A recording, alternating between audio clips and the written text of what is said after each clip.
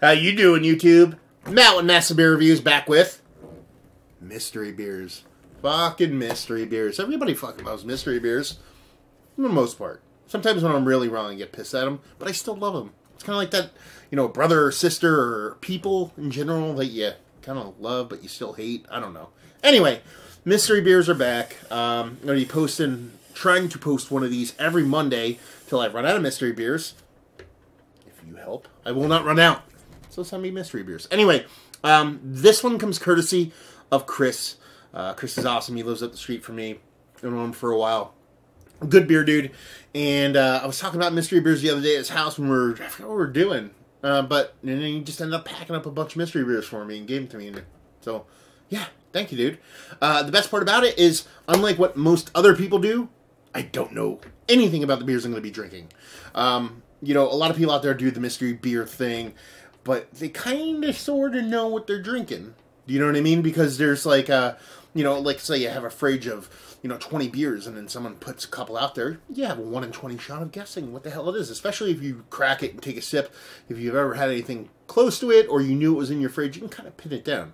With these, I have no idea. Nothing at all. The only thing I know about this is it's a 12-ounce can.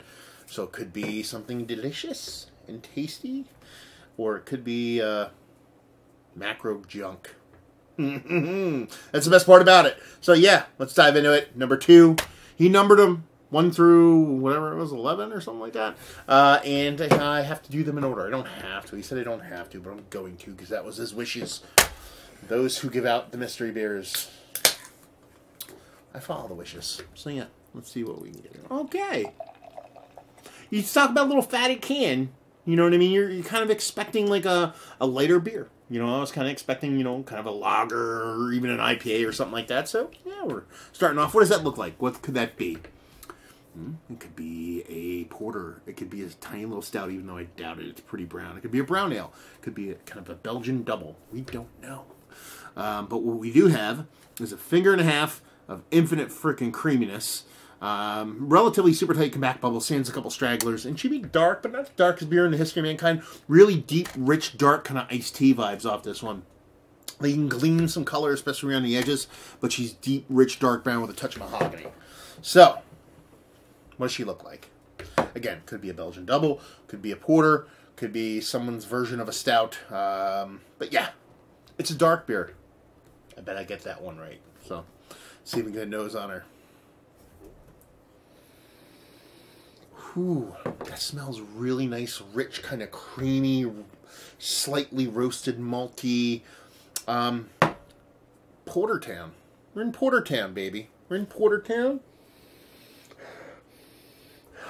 Yeah, we're in Portertown. I almost want like a little Belgian kind of vibes on this one. I don't think so, though. I don't think there's... It's got this creamy kind of lactose-y thing going on, too.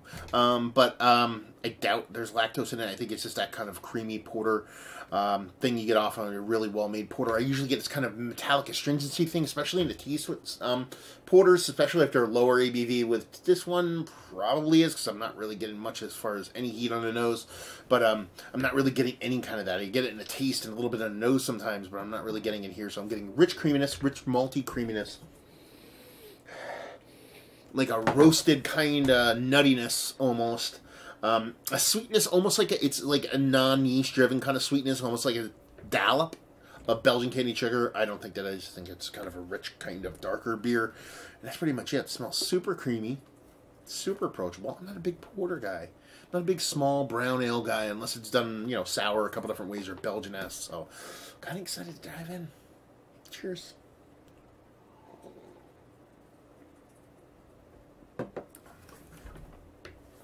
There's a little bit of hoppiness there. Enough to balance off that sweetness. It's got a really nice creaminess to it. Really nice sweetness. But it's balanced. Because you get that kind of bittering hop. It's a bittering hop, not much else to it. It balances off that creamy kind of porter sweetness to it. Well, it actually gets a little bit more aggressive hop-wise while I drink it. I kind of dig it, though. Getting zero of that kind of a metallic astringency thing. I usually say the metallic astringency thing because it can come from different things. A couple different things. Could be kind of brewing equipment thing. It could come from minerality in the water. It could be a couple different reasons. So I don't want to kind of pigeonhole to a specific thing. I haven't tied it down to exactly what it is for me that I'm super sensitive to, but I don't get it in here. Nice, fluffy, creamy mouthfeel to it. This reminds me of a beer I've had. There was a porter I had not too long ago. I thought it was killer, and I'm usually not a big porter guy. Where was it from, man? It's kind of bugging me. I forget where it was, but it's kind of it's definitely a porter. It's a little bit hoppier than what I typically get in porters, but it's definitely in that kind of porter realm. I can't see anybody calling it anything but that. I mean, if someone went with like a weird kind of creamy kind of brown ale, but that's, you know, kind of porter realm anyway. So let's call it a porter. But it's delicious. So what are delicious porters that I've had? Actually, they're so and few far between that I should be able to kind of pop them off in relatively short order, but I can't because honestly, porters aren't my favorite style, but this one's pretty fucking good. So I'm trying to think who the hell did the porter. A Russian Duck does one, but I know they're doing the cans, so it's definitely not them. I had a porter from somebody, I think it was up north in Buffalo area. Was it a Resurgence porter maybe? Somebody up there. I mean, in like a couple of breweries in Jersey do nice porters. I'm trying to think if I've had one down Philly way. Oh, no. You know what? It might have been Night Shift, but this is not Night Shift. I don't think. This is, well, it definitely isn't because I don't think they do anything in 12-ounce cans. That's kind of like, okay, it's 12-ounce can. You know, other than that, there's fucking Hill Farmstead George. There's fucking Bissell again, 12-ounce cans. It's not going to be in there, but it has that kind of good vibe. But basically, you can count the porters that I really dig on probably both my hands, and I probably named pretty much all of them, if not from the States. So I'm guessing it's one of those. If it's not, then welcome to the club because you're pretty fucking good. I'm going to tell you right now, I'm going to cheat. Because I think this is Hill Farmstead George. You want to know why? Because I know they just started canning it. And Hill Farmstead does the little 12-ounce cans. That's cheating. That's not cheating. That's deduction, is what that is. Because, you know, it's fucking awesome. And it's a tiny little can. So, there you go. I haven't had a porter this good out of a can, like I said, other than stuff that kind of 12 ounces. So,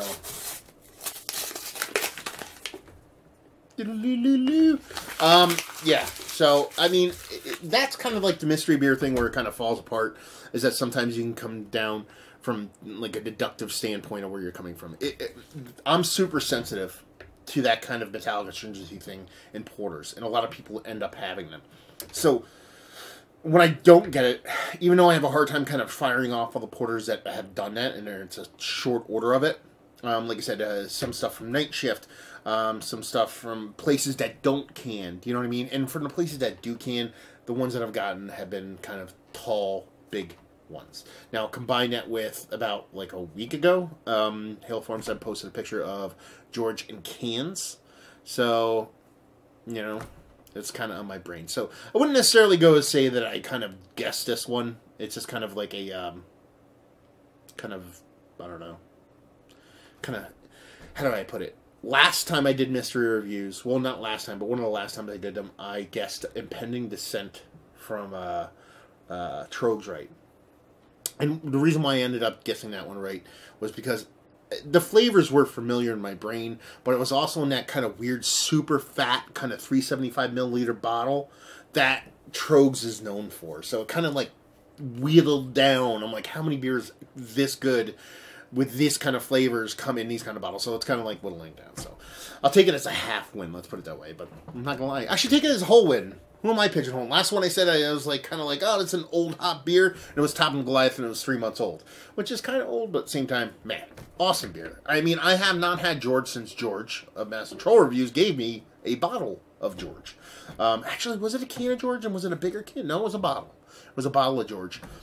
So it's been a long time since I've had it. But it's always kind of stuck in my mind because it's been one of those beers that actually, for me, kind of made porters good. You know what I mean? Like, it was one of the first ones I had where I went, wow, this is absolutely fucking delicious. And this is a couple of years ago. He gave me bottles since then. That's one of them referenced. The last one I had probably about, less than a year ago. But the first time I had it a couple of years ago, it was in a bottle, and I was like, okay, now I can get down with legit kind of porters, because this one is giving me what I want. I've had ones over the years that really did it for me, but that one really did it. So this kind of stuck out in my brain, so it's an easy kind of callback, I guess you would say. So there you go. Hill Farmstead George. Not a bad beer.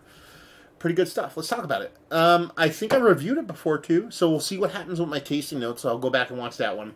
But if you, let's see, is one of the better porters I've had as of late? Yes. One of the best of all time. Value availability? I don't know. I don't know what they charge in cans, and I don't know what availability is with the cans now. Maybe somebody can chime in. And just leave you with, if you like what, will you like this? If you like porters, if you like well-made beer. And if you like mystery beers, because you should just get a bunch of mystery beers, even if it isn't this beer, and do mystery beers, because mystery beers are fun for everyone. So there you go.